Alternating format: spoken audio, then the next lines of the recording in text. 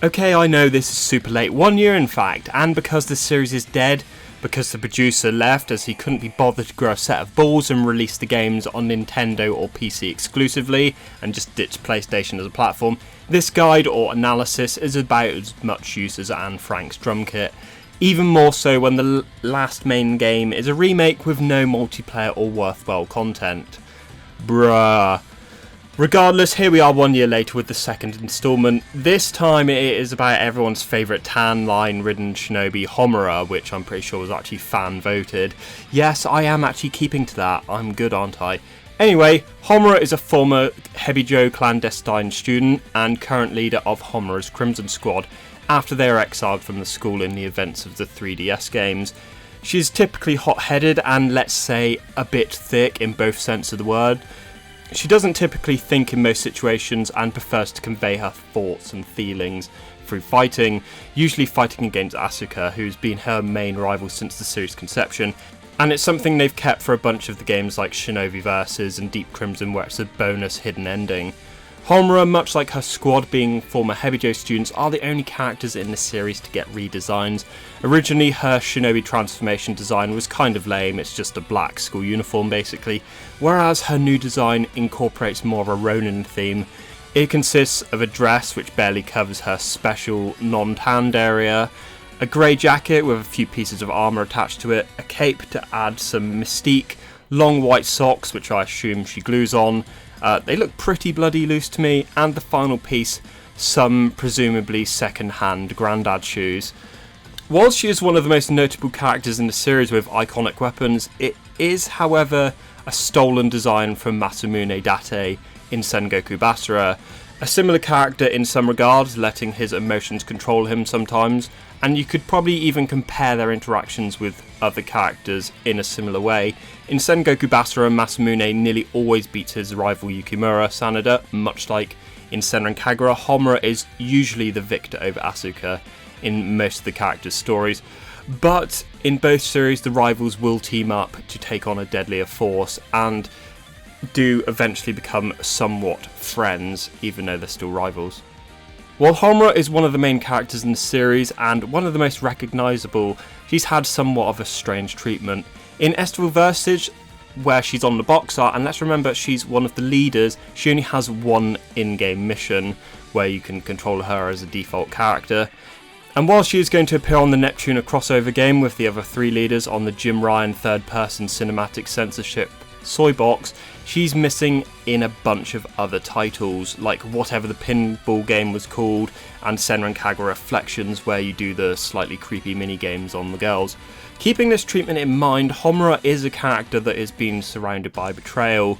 Although she is the daughter of a good Shinobi clan, of which she was being trained by, in a somewhat intense way, leading her to lean on her middle school teacher for support.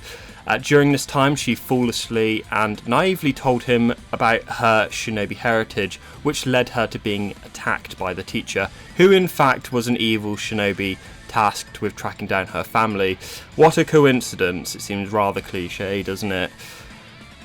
During this, she presumably kills the teacher, leading to her parents disowning her and her being exiled from the family.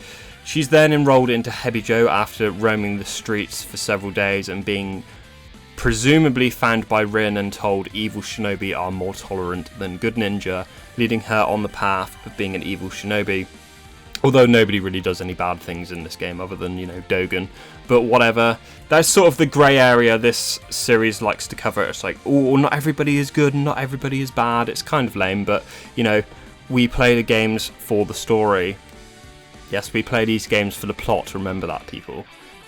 Although it's not all fun and games at Hebijo, because the head teacher Dogen is trying to further his own ambitions by funding the school to create super powerful shinobi to sacrifice to Orochi and control the world.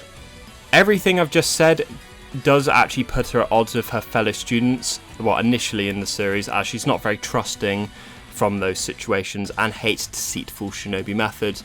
However, she does have a change of heart when she and her squad get exiled.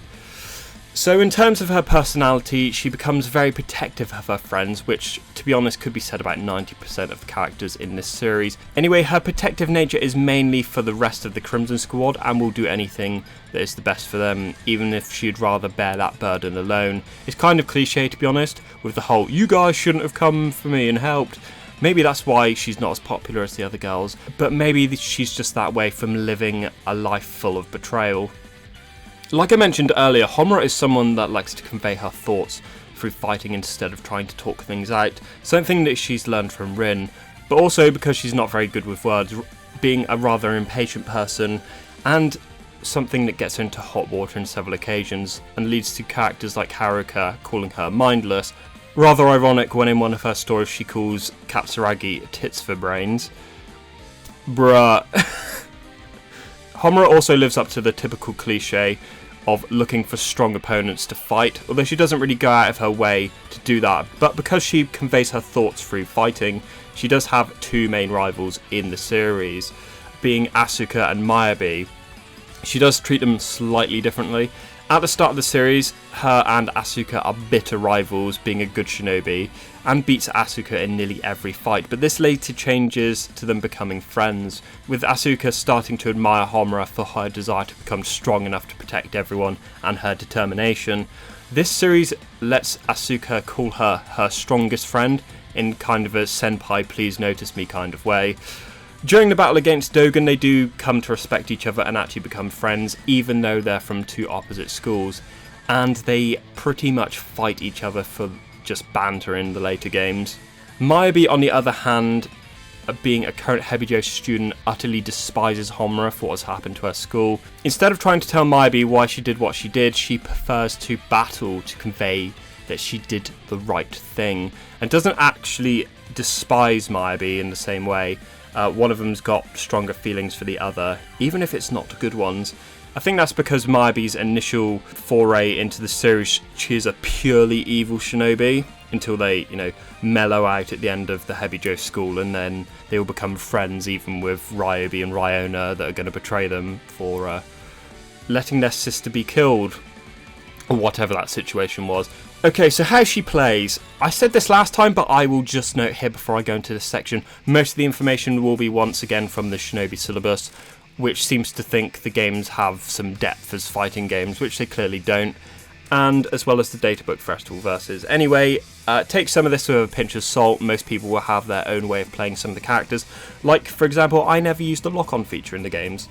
While some of the games describe her as a balanced character, it's quite possibly one of the biggest lies told. Certainly after me saying I'll make certain videos and do reviews and then never make them. Her stats are as follows: middling health, attack, speed and endurance, which is the stagger resistance. Her only standout stat is defense, which is rated an absolutely pathetic 1 out of 6, being the lowest in Shinobi Versus. Homura's playstyle is pure aggression, plain and simple. In Estival Versus, this is the main style you have to go for. In this game, she actually has disgustingly high attack stats and pretty pathetic defense. So much so, in Estival Versus, playing her 4th Shinobi Girl's Heart on hard mode and in Frantic is almost impossible stage to leave alive because of the combination of enemies. They deal so much damage because her defense is so low. You'll be in red health without constantly jumping about.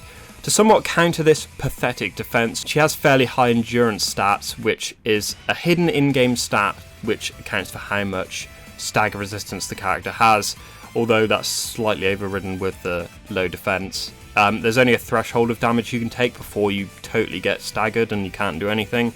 So if you're playing on hard and an enemy hits you and deals so much damage, you will get stun locked. So always a bit of good game design there. One thing that does separate this character, well, most of the characters between Shinobi Versus and Estival Versus, is how quickly she attacks. Most characters in Shinobi Versus are absolutely lightning quick. Homura is a good example of this. She is disgustingly fast with her attacks, and that's why she has a middling attack stat, whereas in Estival Versus they slow things down a bit, and her attacks are no longer that quick. Even with her high attack stats in the games, her attacks aren't that quick, although they would probably be considered quick for the amount of damage she deals. So high DPS, I'm a genius. To make up for this, she is good against crowds of enemies and single fighters. Her attacks alternate between narrow and wide arcs, as well as sweeping charge attacks. Holding the strong attack button, her breach R as the game calls them, lets her spiral towards enemies in a narrow path, which can leave some breathing room. At the end of her normal attacks, you can get some distance as well as she weaves side to side, sweeping enemies in. Great for crowd clearing. Homura is one of the few characters that gets an alternate form, that being Crimson Homura, where her hair turns red. Could you have guessed? And she opts to use the no dachi on her back instead of her 6 claws, which is the opposite of Masamune from Sengoku Basara, who Homura is heavily based upon. In this mode, Homura attacks slower but hits harder and imbues all of her attacks with fire, dealing constant damage to enemies that are ignited. In Senran Kagura 2, this is actually considered an alternate character, which you have to select from the start of the stage, meaning she gets 4 new ninpos in this mode. This mode in the 3D games, that's to say Estival versus De Burst, I would like to say is stronger against bosses, but it does lack the ability to do aerial raves, lowering the dueling potential.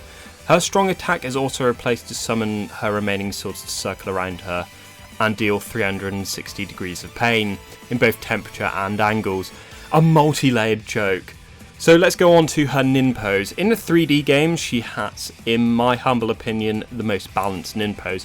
That's to say just Estival versus and Burst. In Shinobi versus is a bit different. Her basic ninpo in both Shinobi versus and onwards is called Charge. This causes minor damage over a massive area, great for crowd clearing. Homura constantly disappears and reappears, slashing enemies in a massive area. In Estival versus, it ends with one final slash and you get a rather nice close-up of her ass. So that's something, I guess. Her stronger ninpo varies from Shinobi versus and Estival versus onwards. In Shinobi versus, it sends her into Crimson mode with all the benefits stated earlier, attacks with the Nodachi. Annoyingly, in this she can actually only walk in this mode, meaning it's pretty useless against speed type characters, or just, anybody that can get some distance from you. However, her animations in this game are more brutal and have some real weight to them, like crashing into the ground and causing earthquakes. In Estival versus, this is actually a separate strong ninpo, which exchanges the wide attack area for more concentrated narrow attack, ideal for juggling bosses or the more annoying elite shinobi like the bears. In this attack, she imbues all 6 swords with fire, followed with up and down slashes, 2 side slashes, and then a cross attack to the ground. She generally keeps her swords quite close to herself during this, so exchanges the range for damage. And her ultimate ninpo, in each of the 3D games, it transforms her into Crimson mode. However, in Shinobi versus, there's a massive attack before she transforms, sends all of her remaining swords to circle around her while floating in the air and charging forward. I'm fairly certain this attack is unblockable, or at least strong enough to destroy any character, with probably the exception of Daijoji from Full Health. Like I've said many times already, in Estival versus, this just transforms her into Crimson mode and summons a tunnel of fire around her, causing severe damage to anybody in close range, almost an instant KO. Okay, so there we go. I will be honest, this video was way overdue and I will make more of these more regularly. Well, considering I have dropped Koei games, at least until they're bought by Nintendo or start actually caring about the fans, and not releasing the same game every year with features cut out because reasons. But because the last video was so long ago, I would very much appreciate any feedback for future ones. Don't forget to like the video if you enjoyed it. The aim is just 100 likes, and then the next one will come out after that. The next one will be Murakumo, as she's actually my favourite character in the series. After that, I will let people vote on the character they want to see, as I've been playing Senran Kagura 2 for a bit, and I don't actually dislike any of the characters anymore. There's some I'm not really massive fans of, but I don't hate any character in this series anymore. Kind of weird. I mean, if you have to actually play as characters you don't like, sometimes you actually grow to like them. Well, there we go. Thank you very much for watching if you did, and I will see you later, masturbators.